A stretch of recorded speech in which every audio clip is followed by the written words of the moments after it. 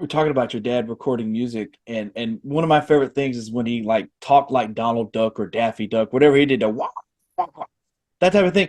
Michael Shannon portrayed that, I mean, amazingly well. So like, kind of, was your dad like a very funny guy? Because that's how it come off with that. He'd do voices, he could do all these different things. So was he like a funny guy? How was He he? really was. Dad had a great sense of humor. And the thing is, like, you would think that he was shy and quiet if you didn't really know him well. Once you actually got to know him, he wasn't shy or quiet. Like, he was very talkative and he was very funny. And my children, that was one of the things they loved every time they'd visit their grandpa.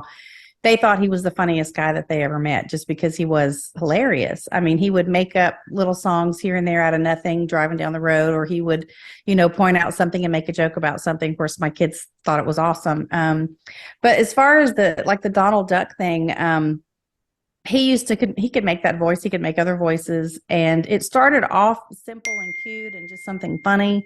Unfortunately, there was a point in my dad's life where the drugs and alcohol were such a big part of his life that he spoke like the duck, or what he called the old man, for nearly a year. I mean, he rarely Wow. spoke in his own voice, other than when he was on stage performing. So he was seriously close to a mental break at that point. And I think it was, even though it may have started off as something funny and cute, it did turn into something quite serious. And I rarely heard him do that anymore when he finally got clean and sober, many years later.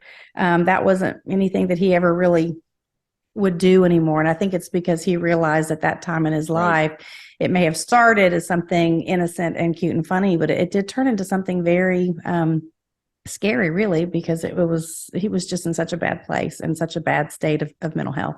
Right.